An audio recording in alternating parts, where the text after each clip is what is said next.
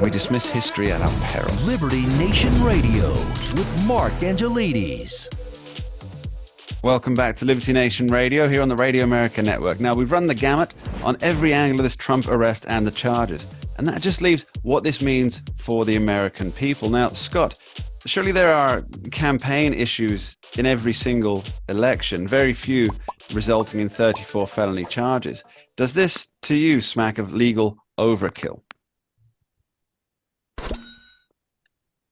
The entire thing is a manufactured political event. Overkill would refer to something where there was some rational basis for a thing that then got extended out beyond a measure by some impetus. That is not this. The entirety of the thing is corrupt to its core. It's an attempt to punish Donald Trump for being Donald Trump. It's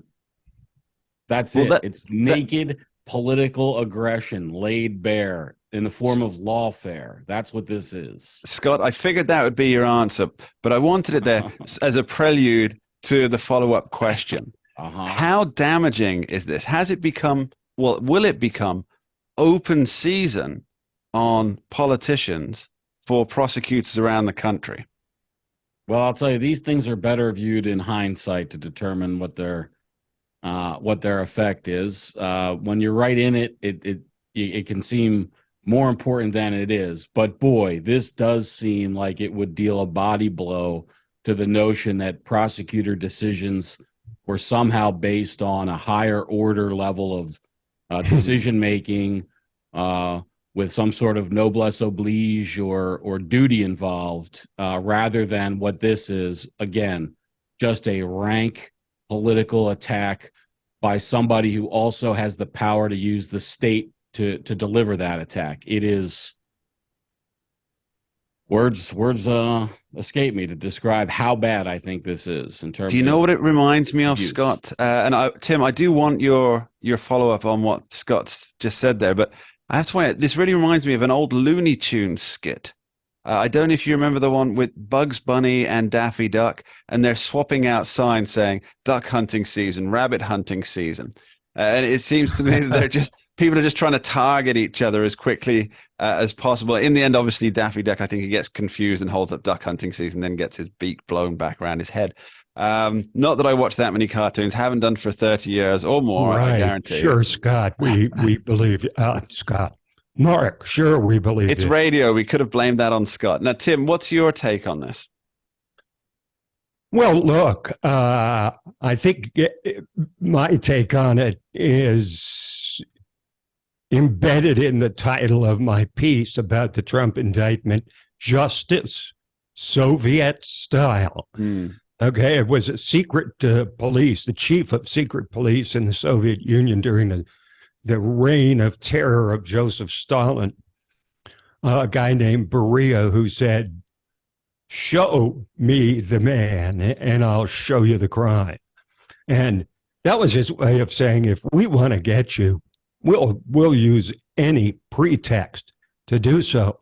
Now, this becomes even more frightening when you consider what they did about January 6th with another feature of the Soviet communist system of justice, which is the show trial, which is exactly what we saw happening in the run-up to the 2022 election, when they used taxpayer funds to put on a nationally televised Hollywood-style vilification of the man that they appear likely to face in the next election. Well, this is exactly what happens in banana republics and in communist countries where the enemies of the state are arrested simply for being enemies of the state. I think it's really chilling for the future of American law enforcement, because, look, when you consider the vulnerability of Joe Biden and Hunter Biden and James Biden, the brother, and then the daughter as well, there's some real meat on the bones for Republican prosecutors to go after the Biden family syndicate. And now, at the very minimum, they won't be able to stop because of the fact this has never been done nobody does this, it'll be seen strictly as a political prosecution. Well, you know what? The chains are off now, and it's open season for any prosecutor to make a name for himself by charging someone on the left who is a rising candidate for president or even for the Senate or Congress or anything else. You know what that reminds? Sorry, just a quick comeback on that. When you say it's like a Hollywood style, I mean, that's so much closer to the truth. The January 6th hearings, that's so much closer to the truth than your words give it, because there was an actual Hollywood producer, yes, brought exactly. in to stage manage what evidence gets presented when, in what settings, and essentially direct the whole thing. And then, of course, yeah, if you want to see how justice is done in communist countries, just watch the show trial that they put on from the January 6th committee, where the Republicans consisted of two people who despise Donald Trump, perhaps even more than the left. This is how the Soviet Union and other communist states, such as North Korea, this is how their systems of justice operate. I'm sure many people would say, but that's not real communism, when in fact it is the very definition. Properly, right? I was wrong. Right. Now, Scott, I'm reminded of a lot of things because my mind wanders to various places. But I'm reminded of another prosecutor who went down, much like Icarus, who flew too close to the sun, Mr. Avenatti, Michael Avenatti, who was once destined and lauded by the Fourth Estate, the left-leaning Fourth Estate, to be the man who would take down Donald Trump. Are we seeing Alvin Bragg following that same tender flight path to the sun as Mr. Michael Avenatti? Well, Mr. Avenatti broke the law in order to commit war against Donald Trump. I'm not implying that Alvin Bragg broke the law, except, of course, perhaps with the leaking, but that's for a court to decide. Unless you call it malicious prosecution. Sure. What I'm talking about is the vehemence with which Avenatti stalked Donald Trump to the point of trying to bring him down. Now, it seems to me that Mr. Bragg is also stalking every avenue of Donald Trump's, looking behind the sofa cushions of Donald Trump's life to try and bring him down. Well, they're both using Donald Trump in the same way, which is to stand upon his, his person to elevate themselves, right? Yes. So in that regard, they are both the same. And Mr. Trump, as a former resident and business owner operator in Manhattan, there's a nexus there for Mr. Bragg for a lot of activities. So to the extent that he wants to keep looking for a reason to make hay with Donald Trump's life, he's ideally suited to. Oh, yeah. And do you think Mr. Bragg will, if this particular prosecution fails or doesn't even make it to trial, do you think this is the end of Mr. Bragg's hounding of Donald Trump? I can't understand why. I mean, if you're going to,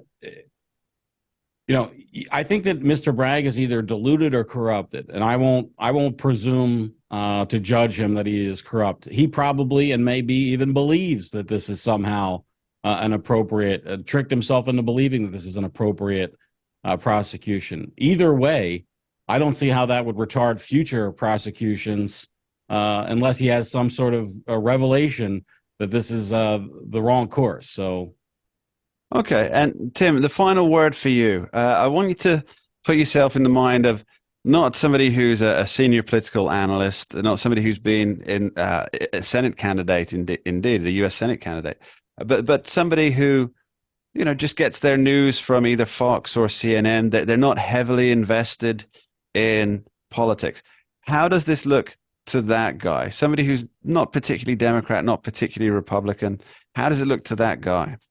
I think it looks awfully flimsy, and I think it looks like they are targeting him for specialized prosecution in a method that's never been tried before. I think that's pretty obvious.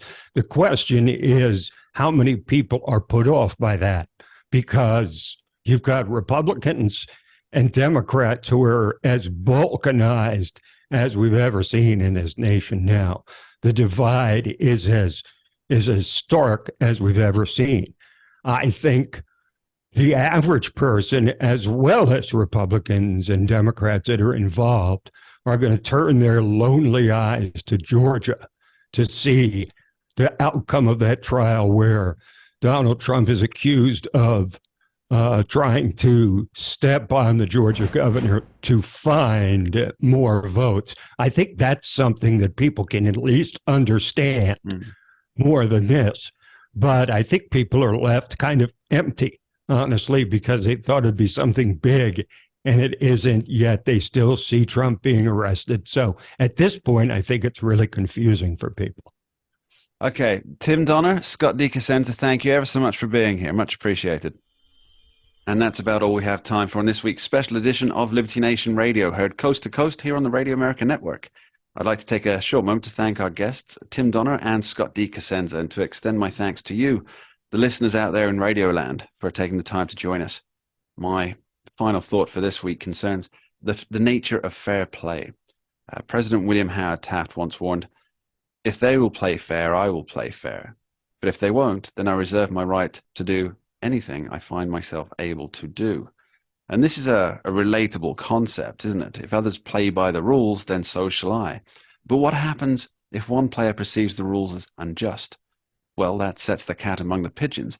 Indeed, and it's a question that reminds me of what George Orwell wrote on the subject of soccer. He said, "Football has nothing to do with fair play. It's bound up with hatred, jealousy, boastfulness, disregard of all rules, and sadistic pleasure in witnessing violence. In other words, it's war minus the shooting." Well, let's all just hope that politics can, for once, bring itself above the petty fray of sports rivalry. For once one side sees or perceives that the rules they have followed are not fit for purpose, well, that's a dark path that we can all hope does not get trodden lightly. We dismiss history at our peril. Liberty Nation Radio with Mark Angelides. Entertaining, informative, and just plain fun. Watch Liberty Nation's The Conservative Five. Produced by conservatives for conservatives. C5's The Left Free Zone. Hosted by Liberty Nation's Lisa K. Donner. Joined by a raucous, irreverent panel of authors. Deconstructing leftist narratives. Debating the hot topics. And remembering to laugh.